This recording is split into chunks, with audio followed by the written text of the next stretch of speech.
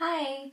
So I've been binge watching vlogs on YouTube because I was having a lot of fun with it, and I saw that a lot of people were posting paranormal vlogs, and I was like, huh, I could do that.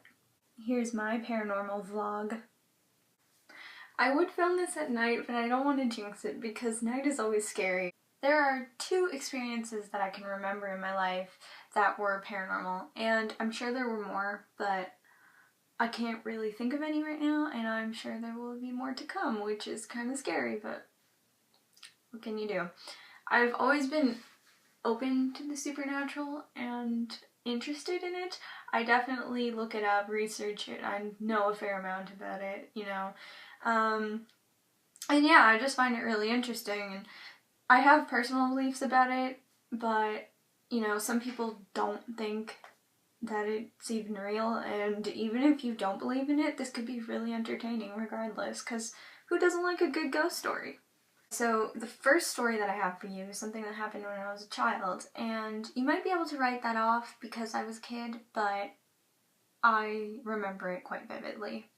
So I went grocery shopping with my parents. It was just a normal night, going to pick some stuff up, coming home, and my parents gave me the house keys, and they're like, oh, open the door for us because we're getting the groceries in the car. And I was like, yeah, sure. And I opened the front door, and that led into the kitchen of our house. And in the kitchen, we had this little pantry closet kind of door facing the adjacent wall. And when I walked in, it was dark, and I saw a silhouette of a man standing next to the pantry. Now, my initial reaction, of course, was to freak out, and I ran back to my parents, and they weren't far, so that was good.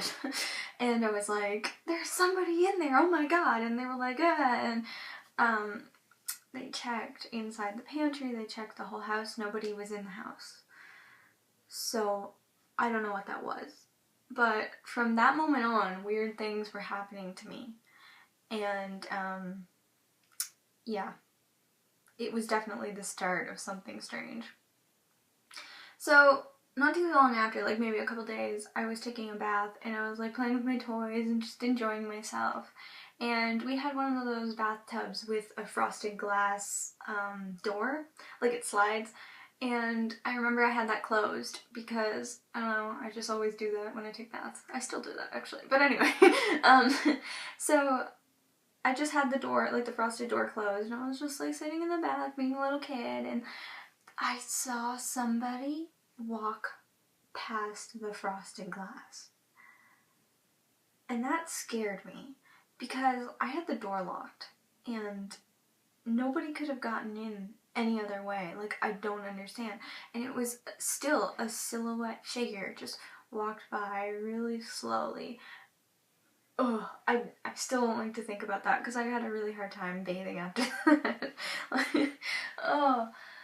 I must have taken showers for weeks. But anyway, and at this point, I told my mother, I said, I saw it again, and I was pretty sure it was the same thing, and she was really freaked out, and I actually come from a Native American family, and we're very spiritual in my household, so there wasn't a question of whether I saw something or not. It was more oh god, you know what I mean?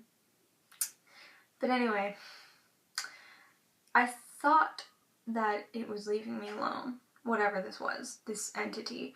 And then, one night, I was outside, and I used to play outside a lot when I was a kid, and we had some woods next to the house in the yard, and it was dusk, I believe, yeah, and I was walking in because my mom had called me to come in, and as I was walking away from the woods, I swear to God, I heard somebody say, "Don't leave," to me. Somebody literally told me, "Don't leave." And I hightailed it for the door. Oh my god, I was being terrorized. I was so jumpy and I didn't know what was happening. And then finally my mother said, okay, you know what? We just gotta get rid of this. So she called my grandfather. My grandfather is Native American, of course. And he smudged our house, in my room particularly. And after that, nothing. ever heard from that thing again, ever. And I'm glad, because that was a really scary experience.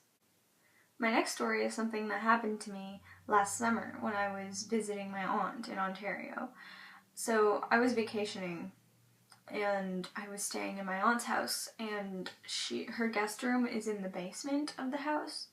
And I've watched a lot of ghost story shows, like I forget what it was called. It was Canadian. It was, oh yeah, Ghostly Encounters. And on Ghostly Encounters, a lot of the stories were about haunted houses in Ontario, which is weird, but I mean, like, maybe that's, like, the case. It's really active. I don't know. But anyway, so I was fine the whole time. I stayed there for like 2 weeks, and nothing bothered me. You know, I kind of get jumpy in basements, obviously, because I would rather be upstairs. I don't know. It's just me.